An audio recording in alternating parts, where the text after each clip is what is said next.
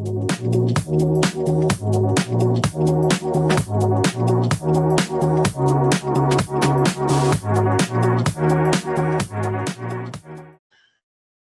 everyone, welcome to this edition of Amplifying the Arts, our monthly webinar series hosted by Amp Arts. I'm Ashley Lucier, the Executive Director, and I'm so glad that everyone is with us today.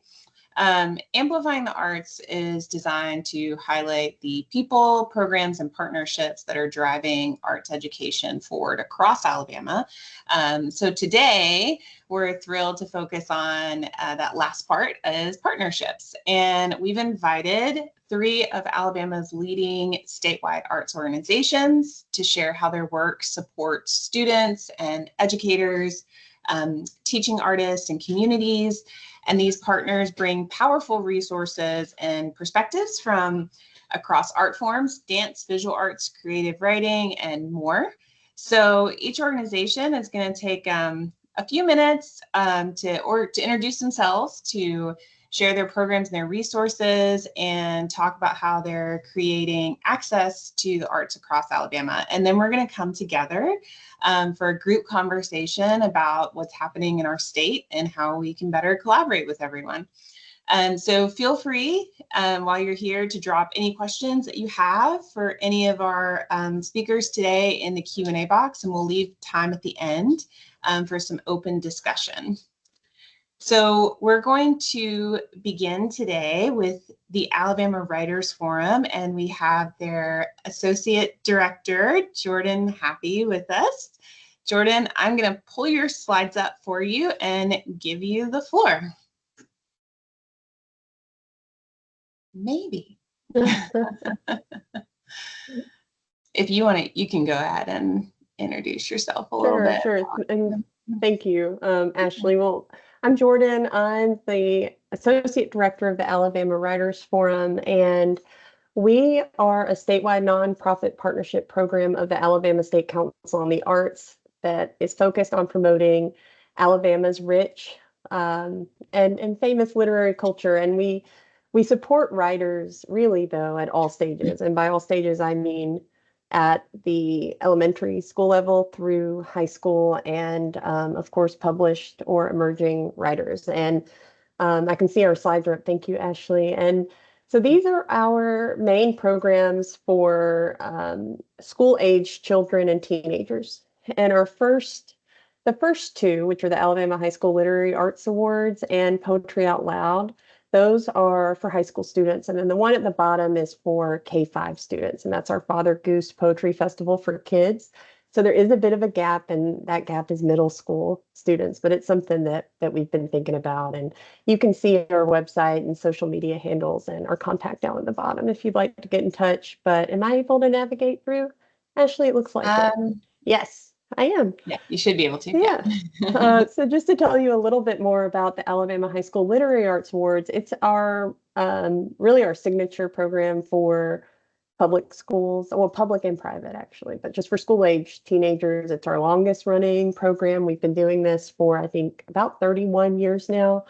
It's a creative writing competition for high school students, and it recognizes not just the students, but also their teachers and their schools receive certain prizes. You can see the categories. Our biggest category that gets the most submissions is poetry, but we also do creative nonfiction, fiction.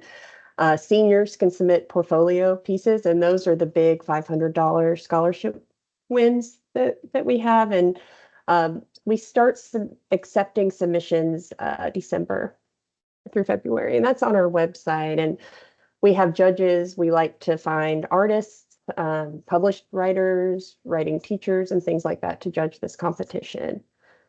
And let's see, our next program is Poetry Out Loud, and this is actually a national program. It's a partnership with the NEA, the Poetry Foundation, and then statewide arts organizations. And the Writers Forum, we just started doing this last year. We had a lot of help from the Alabama Arts Alliance with taking over this program. I cannot overstate that, just to throw that out there. But anyway, we coordinate Alabama's Region 2, and this is a poetry recitation competition. And so teenagers, high school students, and they can be from public or private schools or homeschool. There's no barrier there, but they recite poetry and including their own. So it includes original and then, established, published poetry, but it's a recitation competition, and it starts at the school level and it moves up through state, regional, then state and national competitions. And there's also funding available for participating schools. And if you see the map that I've included, the region that the Writers Forum coordinates is this blue region that's in like kind of the southeast quadrant of the state. But if anyone's interested in, getting on board with this, I'm happy, to help connect you to the right region and or our state coordinator, Casey Norman. And just a little success story from Poetry Out Loud. But this year, Michaela Austin from Lamp High School, she was a Region 2 participant. She was our state champion. And I included it as a success story because part of the way that we run our competition is after the regional competitions, we have coaching sessions virtually between the regional winners and like well-established award-winning poets. And so Michaela got, she didn't just win the regional competition, the state competition. She got to work on her poetry recitations with Jacqueline Allen Trimble, one-on-one, which I think was a great opportunity for her. And then she went on to represent the state of Alabama in Washington, D.C., which is great. Yeah, those are really cool, Jordan. The competition in Montgomery at ASF is always really cool to see all the different like finalists from the regions. Those are awesome. Yeah, it is. And it's really neat too to see what poems the students are choosing. Mm-hmm. And sometimes you have repeats, and just the way that they deliver these poems can often make you look at them differently. And then their original poems are just great. And mental health was a big theme this year at this year's competition. Yeah, I love that Alabama lets them do the original because not every state has that. So I love that they have that part for them. That's great. Thank you for bringing that up, because I meant to mention that Alabama is unique in that we have an original competition with Poetry Out Loud. And so students get to present their own poetry, their own voice is heard, and that's a great opportunity. Very cool. Yeah. Shout out to Lamp. Uh-huh. That's my high school. So. Oh, wow. Yeah. I finally saw, just on accident, drove by Lamp recently. And it was one of those oh, okay, well, now I can place it, in the map of Alabama in my mind. Yeah. Our final program for students is the Father Goose Poetry Festival for kids. And it's kind of our newest program because Poetry Out Loud was established. We might not have been coordinating it, but it was established and has been in the state for a long time. But we just started doing the Father Goose Poetry Festival for kids last year. This year was our second year, and it's open, like I said, to K-5 children, and it's meant to introduce them to the joy of writing poetry in a very low stakes way. We try to make as many winners as possible with this competition because they're so young, and the main goal is to get children writing poetry and then giving them an opportunity to get up on stage and celebrate their creativity. And that is a partnership with the children's author, Charles Vigna, who is very gracious and kind, and he judges each poem himself. And the students get signed books from Charles Vigna, and they get up on stage and recite their poems, and they see them too, in a presentation. So it's almost like they see them published in a way. And it's just it's great and exciting. And it just kind of reminds you why you do this sort of work. But that is in March of each year. And everything I've gone over, all that info is on our website, and you can email me and, or find us on social media, and we're always happy to answer any questions. And this is my email. It's easy. It's just jordan@writersforum.org. And here you can see a student from the Father Goose Poetry Festival for kids. Yeah. But thank y'all for listening. That's our programs in a nutshell. The only other thing I wanted to call out that I didn't include in the presentation is we have an authors directory on our website. And that's where Alabama authors can create a profile, and it says on there what sort of programming that they're open to doing. And so is it workshops or public school programming or whatever it is, you could kind of, you're looking for a writer to do a workshop or, some sort of enrichment kind of a thing. All that info is on our website too. You can find writers on there. Awesome. I did not know that, Jordan. I did not know that y'all had a directory. That's really cool. That's Oh, very thank you. Yeah, and I almost forgot it too, but yeah, thank you so much, Jordan, for that information. And that's really great. I know I was talking to someone with the storytelling festival around the Shoals area earlier this week, and she was just saying, she was like, the fact that literary arts is not always seen as like, we forget sometimes that it is one of those art forms that are still really important to students. And she's like, it's even cooler now because when you read to them, like so many of them are on tablets at home and on phones, and they're not like really experiencing a lot of storytelling the way that we used to. And that kind of aspect of it, she's saying like how cool it was to see that in the schools when they get that experience to the literary arts as well. So it's really exciting, and that's important stuff too for us to have. That's great. That's awesome. All right. Next up, we have the Alabama Arts Alliance with Rebecca Yeager, their new executive director. And Rebecca, while you were introducing yourself, I'm going to pull up some information about the Alliance. So I sent you an email just a few minutes ago. I got it. Thank you so much.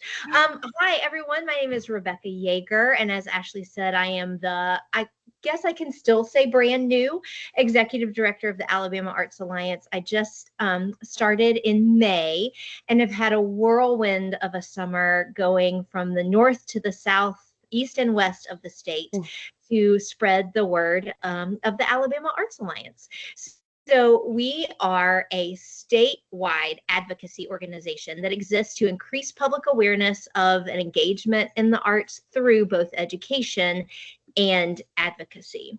So we, the QR codes, these are 4 very simple slides, but the QR codes will take you to websites that tell you a little bit about what we do. We have 3 flagship programs that we run throughout the year. One is SAIL, which is Sustaining Artful Instruction and Learning. And that is the professional development that we offer educators both in the arts and in arts integration. We house a 3-day institute in Montgomery every summer in June. And then we travel that professional development across the state so that teachers, regardless of their ability to travel to Montgomery, can have the wonderful professional development opportunities that we offer during that 3-day workshop. We were just in Franklin County last week, so in the north of the state, for a wonderful day of arts integration with theater, with music, with dance, and with visual arts, teaching teachers how to integrate those disciplines into their history, science, math, and English language curriculum.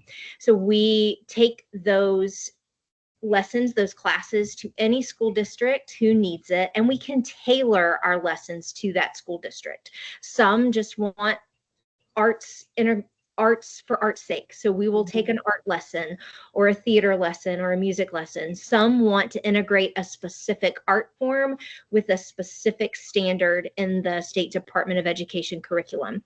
And we work both in our office and with all of our teaching artists to make sure that we are giving that school district exactly what they need. So their teachers are having more and more tools in the classroom. Another way that we provide teachers tools to use in the classroom is through the Artlook database. So we partner not only with the State Council on the Arts, but also with the State Department of Education to make sure that all of our students, K through 12, have sequential arts education and arts integrated education. The Artlook database, every K through 12 public and charter school automatically has a profile in the database. It's already been added. And our wonderful arts liaisons, principals, and arts educators update that every year to make sure that the school's information is up to date. Then we also, the other side of that platform is arts partners. So arts institutions, individual artists who want to work in the schools, who can support the work that our certified arts instructors are doing in the schools. Some schools have a certified arts instructor in every discipline, and some don't have any. And so this database allows that principal or that arts liaison to make sure that their students are having access to qualified arts instructors. It's a free database and it's publicly searchable. So you don't have to be a school or an artist to get access to this database. You can scan that QR code that's right there or go to that address and look up artists or schools in your area to see what's available to you both during school hours, after school, as a caregiver or as an educator. And then we also partner with the State Council on the Arts. We are one of the organizations that helps pass on that car tag money. So we are a state partner, which means that we don't apply for arts tag money, but we help make sure that it's going to those institutions that are bringing the arts to the education statewide. So I hope that you have bought an arts tag because that $50 fee that you pay to get an arts tag goes straight back to our educators and our students. The third kind of branch of what we do, and there's not a slide for this, Ashley, so you can go to the next one if you want. For managing that, by the way. The next do is our Arts Summit. So every year in the spring, this year it is April 13th through 15th, maybe 14th through 16th. It's in April. We bring together both artists and arts educators over 2.5 days so that they can learn new skills, both to take back to the classroom, to take back to their studios, or just to renew their love of their art. This year, again, we are going to be at the Red Mountain Theater in Birmingham, bringing together artists and educators to retreat, to celebrate, to fellowship, spending time in how to promote the arts in Alabama and help everybody know the wonderful things that are existing in Alabama. As an advocacy organization, we take data from the ArtLook database. We take information we get from individual artists and educators straight to our legislators to say, look what amazing things are happening in Alabama. Please fund the arts. Please fund arts education. And so we connect people with their legislators with their people in the hopes that we can just continue to grow all of the wonderful artwork and arts education that's happening in Alabama. Very awesome, Rebecca. Thank you. Yeah, actually, we had a webinar earlier this year with the Huntsville City Arts Specialist and our site director in Huntsville. And Dwayne Kraft, who's the art specialist, he was talking about how they use ArtLook for some of the partnerships in that area as well too. So yeah, that's been really good, really great for them. Awesome. Thank you guys so much for sharing, that powerful work. And let's see, I'm checking with our third state partner. She's trying to log in right now, actually. So she said that she's trying to get in, but, while she's getting in, I kind of wanted to start just open conversation with us and with the attendees. Again, if you still have any other questions about anything that Jordan and Rebecca talked about, you're going to get a follow-up email, and that will also have links to their website.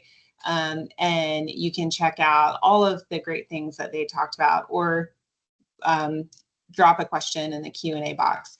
But I wanted to kind of bring us together while we're waiting for Carrie Noel to just talk about, kind of where you guys think you're seeing momentum right now in arts education across Alabama? Because it is, we are kind of in a place where, arts are like, oh gosh, like there's all these, I don't even want to say negative things going on, like not just in Alabama, but federally, but also just it feels like a lot of struggle right now. But there's also a lot of really good things happening in arts and in arts education. So where do you guys think that you're kind of seeing that momentum in Alabama with what we're doing in arts and arts education?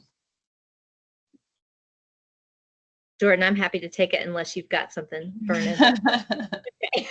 Great.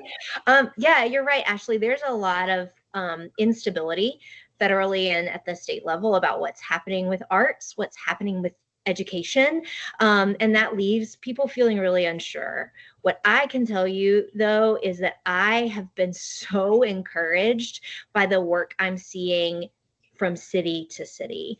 The municipalities in Alabama, tiny cities in remote corners of our state, large villages in the center of it, have they all understand how valuable the arts are, not only for their children's well-being, but also for the growth of their small town or their big city.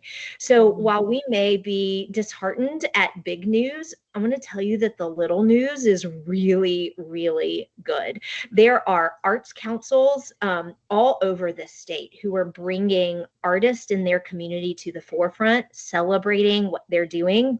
I was able to speak to a handful of them this morning at a gathering of statewide arts councils, and there's wonderful work happening all over. And those folks are on the front lines in their schools, making sure that their students have arts either during the school day or as an after school activity. And they're the ones who are really speaking to their city council members and making sure those discretionary funds are going to fund the arts and to fill the gaps that we're seeing at higher levels of funding and government.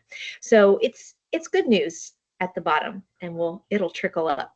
Yeah. And that really is kind of where it starts too, when we think about advocacy, that, so many people think of it as kind of that very grass top thing. Like, if I can't go to the state house and talk to my legislator, how am I going to do advocacy? But so much of it really does start at that grassroots level. You're right. And advocacy is just knowing your neighbor. Right? It is knowing what makes your community thrive, what makes it strong, and then fighting for it with people who know your face, right? So your city council is more likely to know you than your state senator is, but that city councilor knows somebody who knows somebody who knows somebody, right? That all, like you said, Ashley, it grows and goes up. So talk to your neighbors about the arts, and it'll grow. Yeah.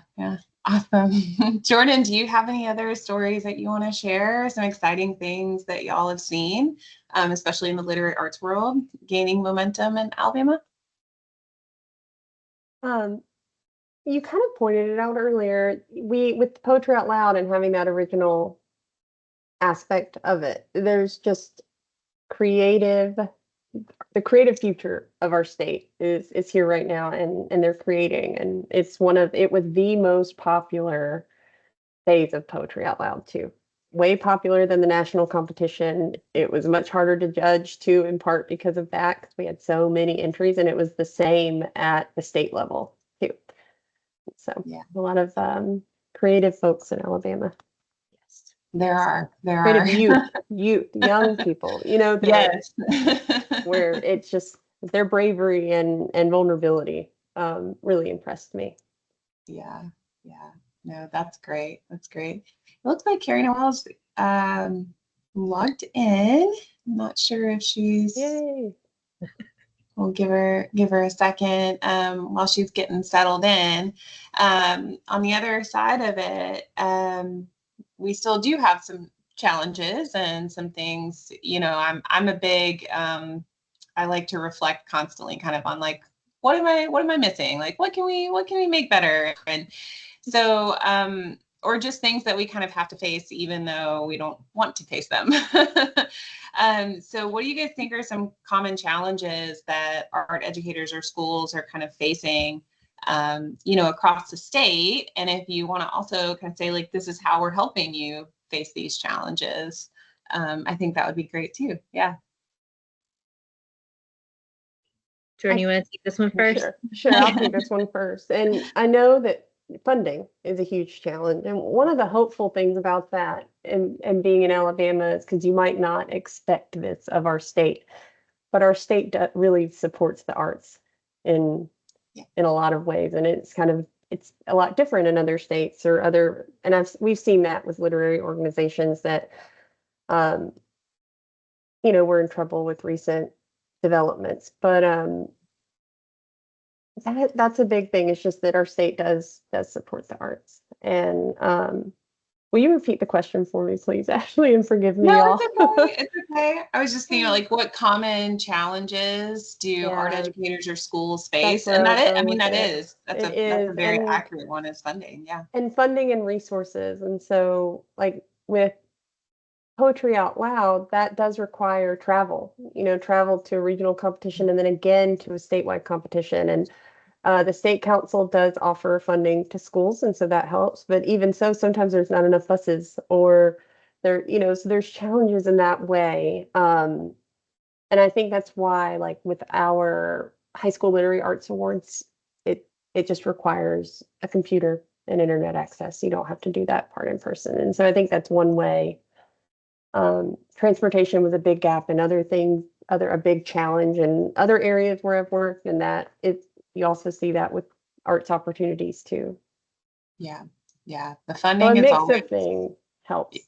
Yeah. Like remote opportunities and in person. You don't want to just look at the boxes on the computer screen, right? But it does help more people participate.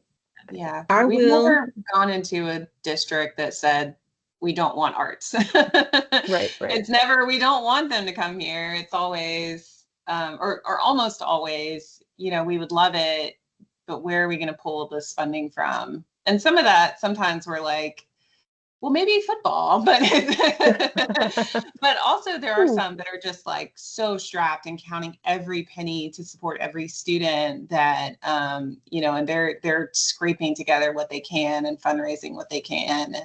And I think that's really great to have state partners like all of us that can, like, also help them do that work, because they have so many other things going on, that part of the challenge is just sometimes needing a partner that's there to help you find the resources when you don't have time to do it. And I think Carrie Noel. Yes, and I apologize for being tardy, double booking and overlapping Zoom meetings. Please forgive me. But I would say some of the challenges that I've seen that I know that all three of our organizations can help support artists with is just the business aspect of being an artist. And I think that when you are a creator, that's your jam. That's what you know how to do. You've spent your life learning and loving how to do that thing. And then all of a sudden, when you want to make a living doing that thing, it becomes something completely different. And I think that can be a real barrier to success to a lot of artists, because they're not quite sure, do I need to get a business bank account, or do I need to make a letterhead and invoices, and who do I send it to? And, does this, artlady@gmail.com email address really work, in the professional world? And, so I think that our organizations are also set up, if I may speak, for the other organizations, that we can support artists in those ways, because we know how to do those things because of the programming that we do. So I would encourage anyone who is an artist and trying to do anything, or a small art organization, to partner with one of the arts organizations who is doing similar programming, so that we can sort of just give you a guide and sort of hold your hand. We have contracts that are standard that we use all the time. There are processes that we use all the time that you don't have to reinvent the wheel to start making money as an artist. And so that's what I would see. And I see most often as a barrier that if you're not checking your email every day, it's going to be hard for you to get paid, or if you don't return that contract, it's going to be hard for you to get paid. So that would be the thing that I would say is a large barrier to success, not necessarily just in Alabama, but just because of the way that artists are trained and how they spend their time. They may not necessarily have those business skills that are needed to actually make a living doing their work. Yeah. Rebecca, did you have anything you wanted to add? Kind of jumping off on both of those, Carrie Noel, I agree. Like, I've worked with many young artists who just sign a contract and they don't read it, and then they're shocked that they've lost their job because they were late, right? And I think it all goes back to figuring out how to unsilo both arts organizations and arts as a segment of the curriculum. We're not educating whole students right now, or students as whole people. I firmly believe that we are all born as artists, and at some point it is pushed out of us, right? We're fit into this little box. And if we're not like, staying in this little box, then we get punished in some way or another by grades or paychecks or whatever it might be. And so I think, we as arts organizations who see the value in working together, we are slowly unsiloing so we can do that with our students as well. Because it's a big funding issue. It's what we hear from teachers all the time, is we don't know how to pay for this. And it's also, we don't know how to do this with all the other stuff we have to do. You're just wanting us to check another box. Well, I have 45 to check and only time to check 20 during the day. So where do I put this arts class that you want? And it doesn't have to be this siloed, separate thing. Yes, a child should be able to attend an art class and just do art and be 7 for a whole 30 minutes before they have to go and sit for the next 45 minutes. And also, their curriculum across the board is going to be more engaging. They're going to sit more still for you if you're letting them doodle or make music or learn that math equation through dance. Let them bring that history figure to life in theater. It doesn't have to be this whole other thing you do. You educators just need support in knowing you can still meet all of those standards and check all of those boxes you need to check by weaving the arts in. And it's probably gonna serve you better than if you ignore them and send them off to the side. Yeah. Very true. Very true. I'm going to switch lanes a little bit. I know we kind of started getting into conversations, but I do want to also give Carrie Noel some time to talk about the Alabama Dance Council and what they're doing to contribute to all these great things that we're talking about right now. So Carrie Noel Humphrey, the Executive Director of the Alabama Dance Council. If you just want to give us kind of an overview of what you'll do and what opportunities that you have for arts education, partnerships in Alabama, you have the floor. Thank you so much. Yes, we are the state service organization for dance. And as a dance educator, a teaching artist at my core, dance education is at the top of my list of things that I want to promote. When I started with the Dance Council 3-4 years ago, the first program that I created was the dance performance assessment, because dancers could not go to all city dance or all state dance, and there was no educational competition opportunity for dancers in the state of Alabama. You had to go to a studio competitive competition, which when you only take dance once a week for 30 minutes in your school clothes, it's just not a reasonable idea for you to be able to compete with dancers who've been dancing for 6 or 7 hours a week since they were 5. So that was the first program that I created, and participation in that program is $5. I wanted to keep it accessible. There's a dance festival that happens. So creating dance education programs has been my focus since I've been with the Dance Council. our flagship program is the Alabama Dance Festival.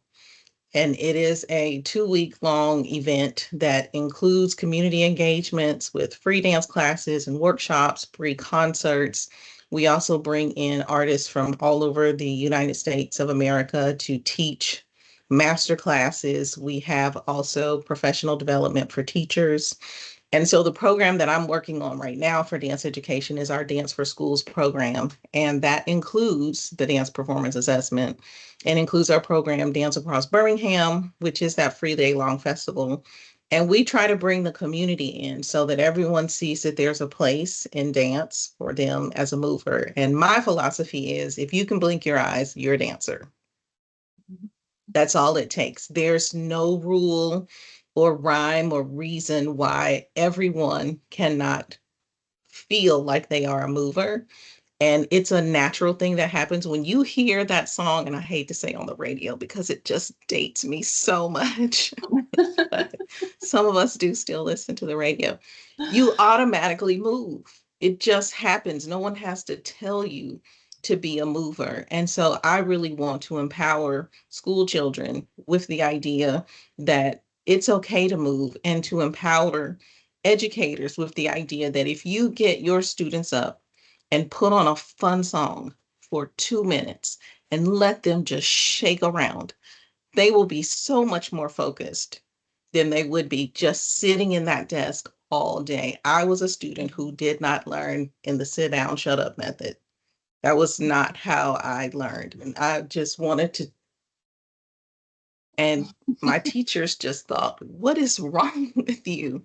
And there's nothing wrong with a student who needs to move in order to absorb information. And we have seen it time and time again when a student is looking for an answer, and sometimes they're like, oh, and it's in their body. Mm-hmm. And they remember, and like what you said, Rebecca, like, yeah, let them, if you want to do math, get 3 students up and have them stand up and have 4 students kneel, 3/4. Now I can visualize what a fraction is. I can actually see that. That is how you incorporate simple movement techniques into your classroom every single day.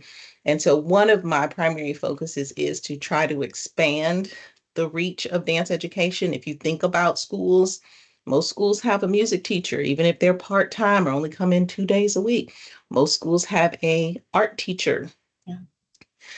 Even if you think about your own educational experiences, you've probably had a music teacher or an art teacher in a public school in your lifetime. I would bet that you have not had a dance teacher in a public school in your own educational experience. And I want to change that. That is my focus as the executive director of the Dance Council, is that I need students to have access to someone who can tap into what they already have, their kinesthetic sense, their proprioception. Just where is my body in space? And as an educator, you've seen those students that walk through the hallway and bump into everything and everyone. We all know that kid. Some of us were that kid, maybe. I don't know, no pointing fingers. But you can use movement, simple movement techniques to help children understand their relationship to the world around them and help them to be more successful. And so those are the programs that I'm really interested in. Expanding what the idea of dance is. When you say dance, most people think ballet. When you ask people if they've ever seen any kind of dance, it's either in a music video or those Nutcracker commercials at Christmas. That's really the only experience and exposure that people have to dance. And so we have a huge task in front of us as the Dance Council to try to reach out. And I am, committed to using the sites of Amplify Arts, to find those teaching artists and to build those relationships with schools, because to bring a dance educator into a school doesn't cost anything but the cost of the teacher. There are no supplies, there's no special paper and pencils and markers, and you don't need anything but the teacher to bring that program. And it's very simple, and just a little space. You can do it with desk in the room. You don't even have to move the furniture. So I am committed. It is like top of the list for me to try to expand how dance is used in education in the state of Alabama. Yeah. And it's so important. I mean, I danced as a child. I did it for about 14 years, but that was because my parents like scraped together money to be able to do it. And it's very expensive. It's very expensive. It's like a country club experience. And so when you see who gets to do it, it tells you a lot about the values of the people who are giving that out. In many places in the world, dance is taught like language. You would never go to a class to learn how to speak, just in the same way you would never go to a class to learn how to dance, because everyone around you is doing it and you just pick it up because it is in your environment. In our country, that's not necessarily the case. That is not our value in this country. Our value in this country has moved it to an elite experience. And I want to, as Alvin Ailey said, bring it back to the people and give it back to the where it really belongs, with community and in your home and on Sunday morning in church and all of the places that you go. There's an opportunity to move. Yeah. I love that, Carrie Noel, because I think a lot of what holds people back is the fear of doing it badly. Great. Do it badly, right? I'm a terrible visual artist. I don't draw well. And so I don't do it because I'm afraid of doing it badly. But that, and I'm an artist. I should be okay to just do art badly for the sake of having that kinesthetic experience. Right. But who gets to say that it's bad? Exactly. Yeah. And that's my question. Like, who said it was bad? Who said that you didn't just come up with the new version of whatever is gonna, come after hip hop?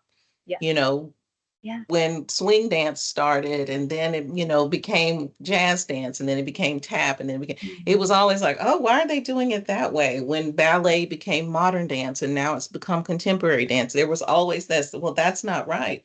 Well, that's called innovation, right? It's called innovation. So yes, I am so interested in doing it badly. Yes, let's just fail at it completely, because something amazing will come out of that. I tell my students, well, I'll invite you to watch me line dance any day, and it will be the most innovative thing you have ever seen. I love it. I love it. I tell my students and my kids to fail gloriously, because that's how we learn. That's how we grow and innovate. Like you said, Carrie Noel, it's failure. Okay. Yeah. That's great. Thank you so much, Carrie Noel, for sharing information about the Alabama Dance Council too. And I wanted to, we kind of talked a little bit before you came on about like, what are some momentum going on in the state? What are some challenges that we're seeing? But also now that we've kind of heard from everyone about the organizations, how do we kind of collaborate either formally or informally, to strengthen that overall ecosystem? Because we are all state partners of the Alabama State Council on the Arts. I don't think I actually said that earlier. So we are all statewide partners, which means we're the state level arts organizations for these different components of that arts ecosystem. And we work alongside the Alabama State Council of the Arts. They support our organizations to do this. And we're also kind of the ones that a lot of times, I go in their office all the time, and they're like, oh, someone called and asked about this resource. So I sent them to, Folklife, or I sent them to the Writers Forum. And that's really one of our purposes of being a statewide partner, is when the council does have questions that they can't answer, or they may not be able to have a resource, they can, send them to us, send them to the appropriate state partner for that information. So how do you guys see that as like, as your organizations collaborating, again, like formally or informally throughout the state, together to strengthen that system? Yeah. I'll jump in, because I think the most important thing that we can all do is communicate, and communicate to each other's audiences. I know that there are people that you communicate with on a regular basis that don't follow us on social media, or they're not on our newsletter list. And so for us, just sharing information with each other and sharing each other's information and letting people know what it is that we actually do, that we're not just an organization that does poetry out loud, or we're not just an organization that does SAIL or the Alabama Dance Festival. We are a resource to the state. And so I think just making sure that we are clear when we talk to people about what we do, or when we put something on social media, or we send out a newsletter, and then that we share that information collaboratively. I think that that would be a great help to all of us to speak to new audiences. Yeah. Yeah, I agree, Carrie Noel, that we support each other in the work we're doing by spreading the word of the work we're doing in social media, newsletters, that we realize that other people making art does not diminish the art that we can make. Other people promoting the arts, teaching the arts, does not diminish the impact that we can have. It actually elevates that impact. And when we all come together as artists, as educators, as advocates, and we raise the banner together, it actually helps it fly higher. Right? It actually helps us all get further and make more of an impact when we are, lifting one another up. Yeah. And if you have people, if you don't know who to turn to, if you're all communicating really well, then someone else can help you turn to that person. I know, like, I was on a phone call earlier today with one of my site directors, and he was talking about Casey, the arts and education program manager at the council, and he was telling someone about their grants, that are coming up, and he's like, well, she's the one to call about it, but if you're scared to ask her, you can come ask me, because we're buds and I'll get it. And it's that, and it really is that sort of like, yes, we're all our own separate organizations, but we also have so much knowledge that, someone doesn't have to go and research it on their own. We can connect them with who they're looking for, whether it is with the council or another state organization, or even a local organization that they're wanting to connect with, or a school or a city entity, that we can, put them in that place that they're looking for. Yeah, that's great. What do you guys kind of see as the opportunities for stronger partnerships, especially between like schools and arts organizations, or maybe like what people could do to help strengthen those partnerships? Not just us, but what could people in the community do to help kind of strengthen those partnerships?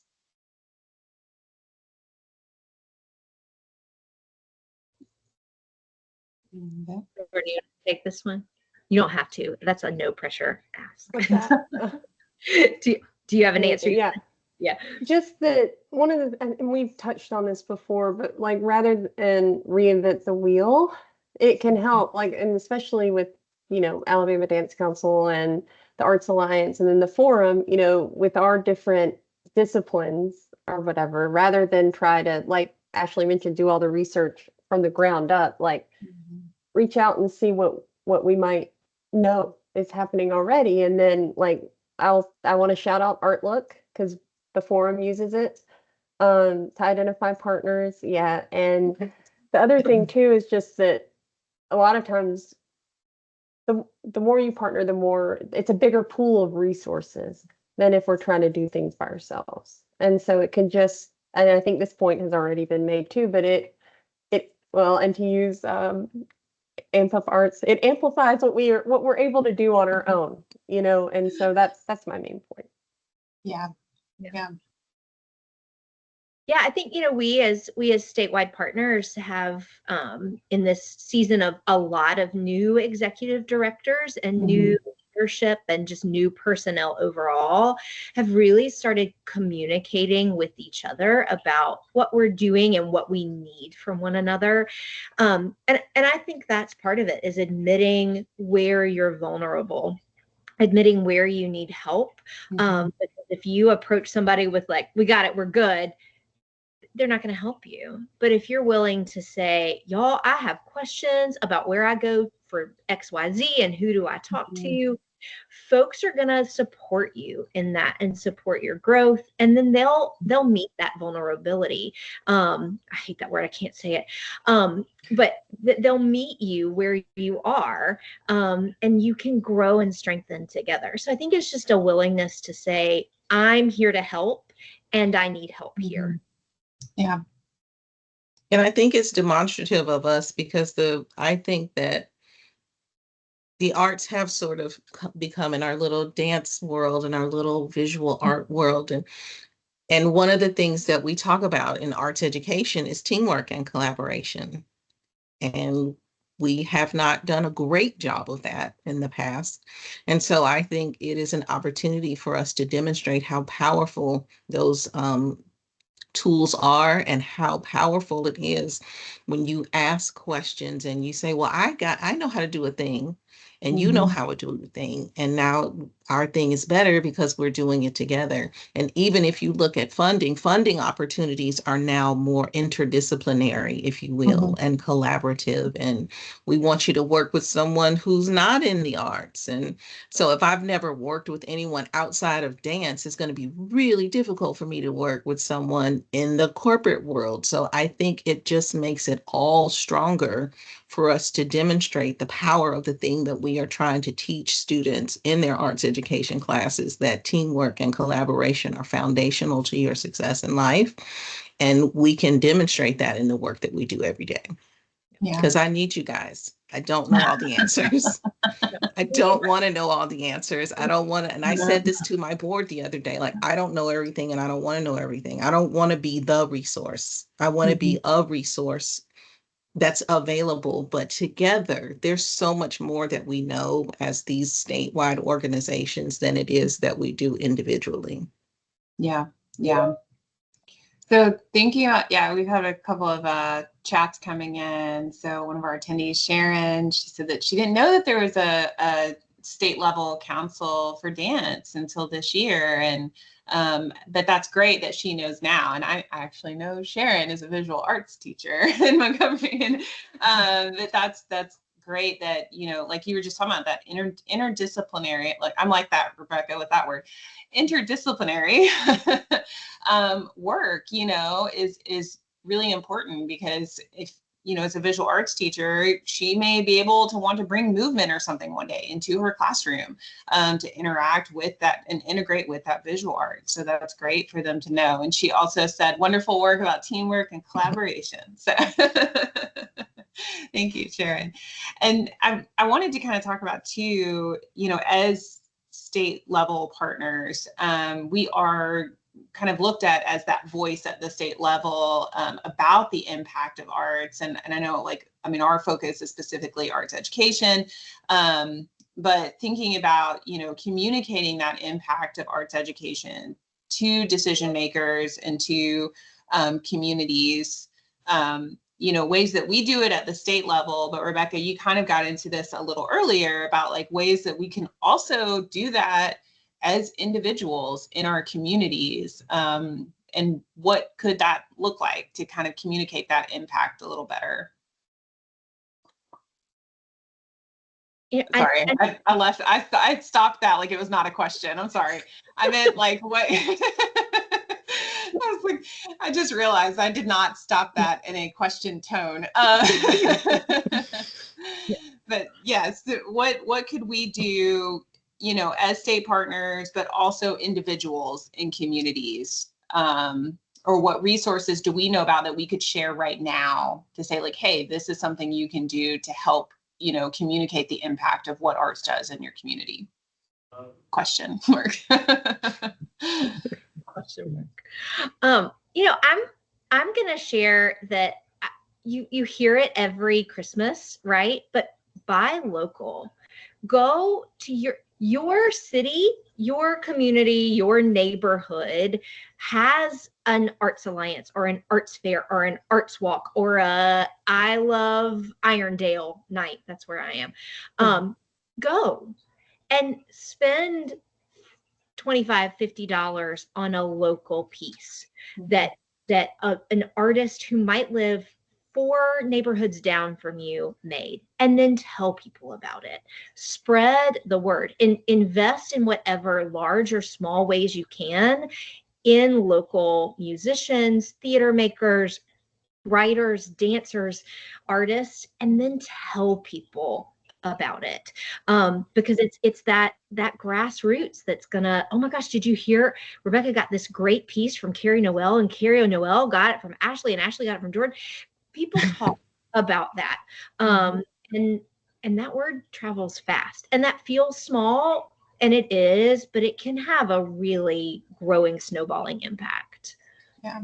And well, I mean, when we talk about like arts education, you know, if we're encouraging students to become involved in these things as students, we also want to be able to have somewhere for them to land once they graduate high school. If that is, you know, not every student's going to be an artist, and not every student that we're working with, we don't, you know, doesn't want to be artists. That's okay. That's not what we necessarily are demanding. But if they do, it is like we need to also support them at that level when they're adults. And, you know, we see a lot of Alabama artists leave the state sometimes because it may not feel like they're as supported locally or at the state level, or the financial opportunities may not be there. But that's something that like we as communities kind of have to do and show them that it's important for them to stay. Kids have to see things modeled for them or they don't know. And so if they don't see you valuing the art in your everyday life, they're not going to think it's valuable, and they're going to put it aside as soon as they can. Yeah. Yeah. Well, we are getting towards the end of our time. So I do have just one last question for everybody, to tell our attendees and anyone who may be watching this after it's recorded. What is kind of one call of action for each of y'all that you would offer to anyone watching this now or later, that's looking to grow arts opportunities in their own area? Who wants to start? Carrie Noel, you want to start us?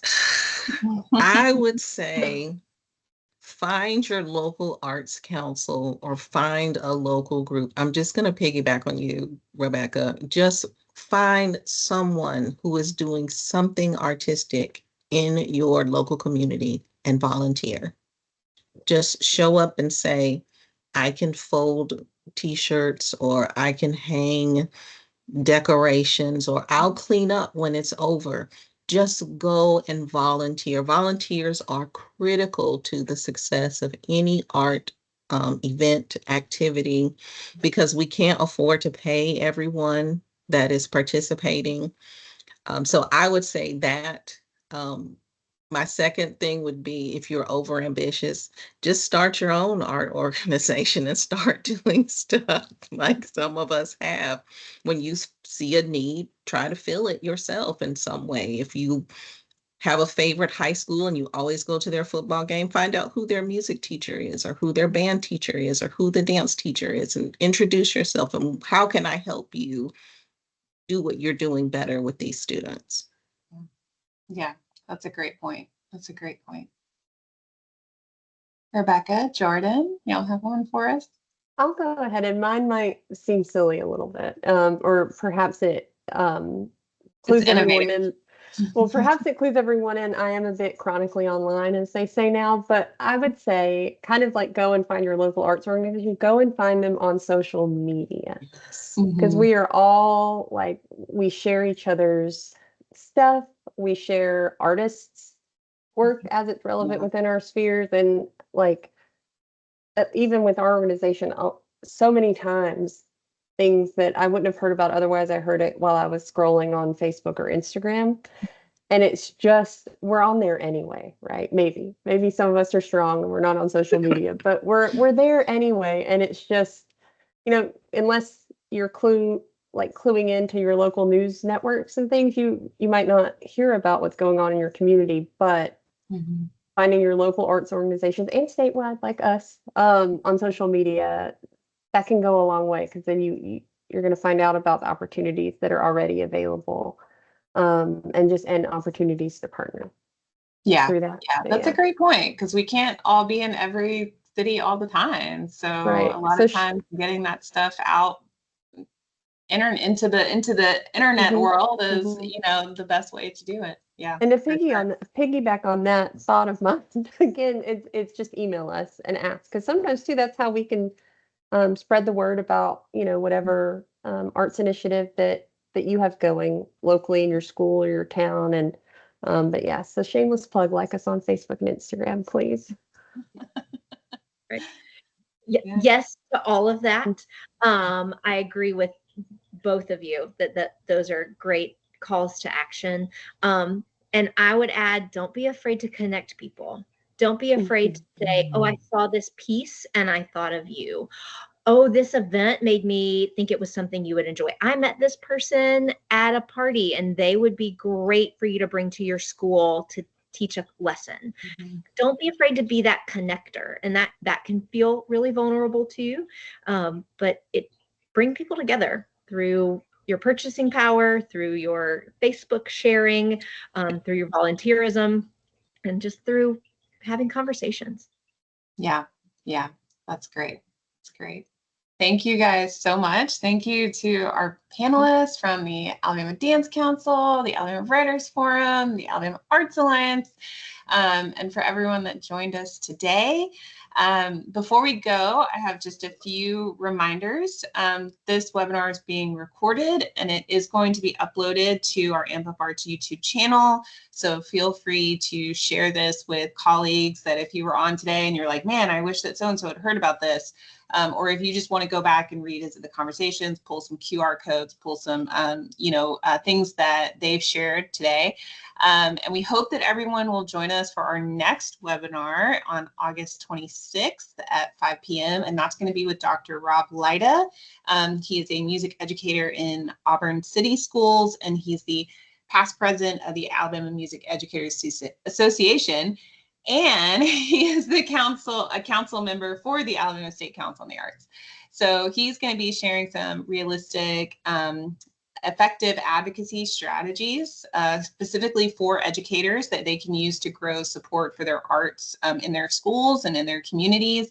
And so that's really a very good follow-up to today's conversation. We'd love to have everyone with us for that. So thank you, Rebecca and Jordan and Carrie Noel, for being a part of the conversation. We really appreciate it. All their information is going to go out to everyone who registered for the webinar, including all the links. So stay connected. Like Jordan said, follow them on social media, and stay involved in the arts community. So thank you guys again for everything that you do for amplifying the arts in the community. And we will see everybody next time. Thanks, y'all. Thank you. Thank you. Thank you, Ashley, for pulling this together. Yeah. Thank you.